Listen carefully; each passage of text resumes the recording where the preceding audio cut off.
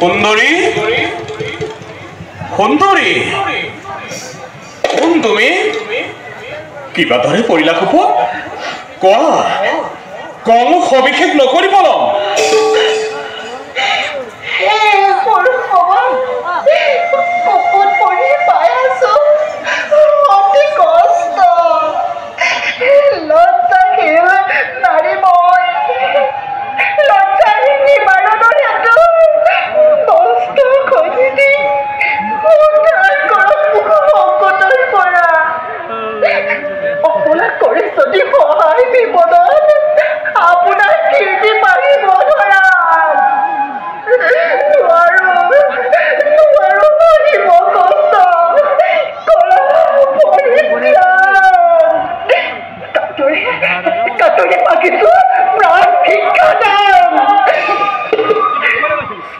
ব্ৰাহ্মণ যদি পৰে সংকটত স্বধৰ্ম ৰক্ষা কৰি উদ্ধাৰ নকৰিলে জীৱন পাপ হয় গতিকে স্বধৰ্ম ৰক্ষা কৰি উদ্ধাৰ কৰক মোক সংকটৰ পৰা উদ্ধাৰ কৰক মোক সংকটৰ পৰা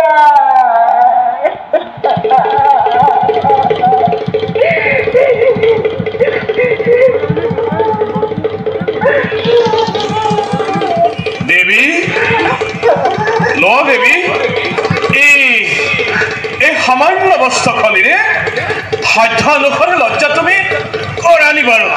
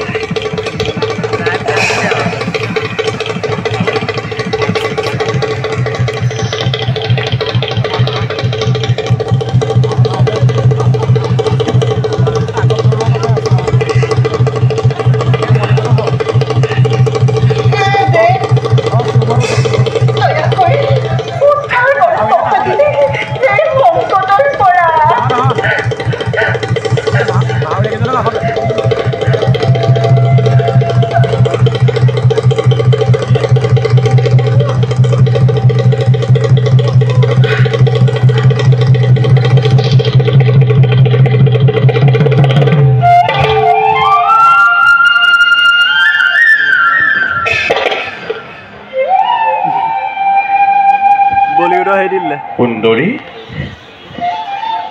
কোন তুমি কিবা ধৰে পৰিলা এই কুফৰ ভিতৰে কম সকলো তাৰ আগে পাওঁ যদি আপোনাৰ সত্য পৰিচয়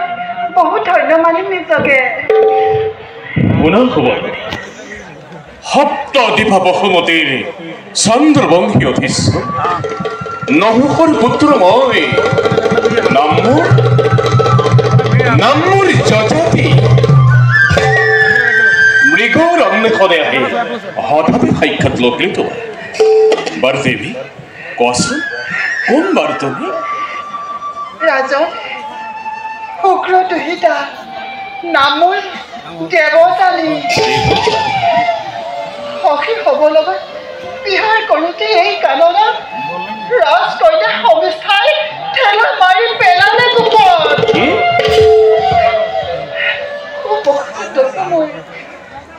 আপোনাৰ ঋষি কন্যা হাতে উপকাৰ কোৱা দেৱী কিবা ধৰে ঋষি কন্যাৰ মই সাধু ৰাজন যিহেতু আপুনি মোৰ হস্ত স্পৰ্শ কৰি দুই হাত পখাৰি কূপৰ পৰা কৰিলে উদ্ধাৰ এতিয়া মোৰ পত্নীৰ পৰা স্বীকৃতি নিদিলে কলংক থাকিব মোৰ ইহঁতা অসম্ভৱ ৰমণী গুৰু কন্যাৰ সবে ক্ষত্ৰিয় বিবাহ কৰাটো নহয় সম্ভৱ হবে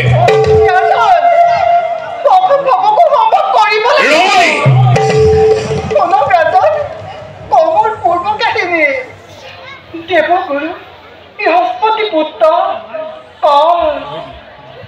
বহু বছৰ আমাৰ আশ্ৰমতে আছিল আসক্ত হলো তেওঁৰ প্ৰতি বিবাহত তুলিলো প্ৰস্তাৱ কিন্তু পিতৃৰ হৃষ্টপুত্ৰ হোৱাৰ হেতুকে প্ৰত্যাখ্যান কৰি মই প্ৰেমৰ প্ৰস্তাৱ নিৰ্দয়তা দিলে পৰিচয় মোৰ ভেটি আঘাতত মই জাগিল সপোন মোৰ জাগিল ৰাষ্ট্ৰ পিতৃৰ প্ৰদত্ত জ্ঞান নহ'ব সফল বুলি দিলো অভিশাপ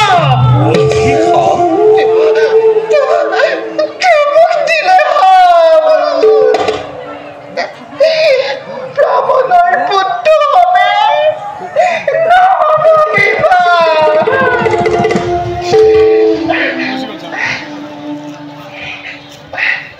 উপকৃত তত্ত্ব মোৰ কেতিয়াৰা সজাতিক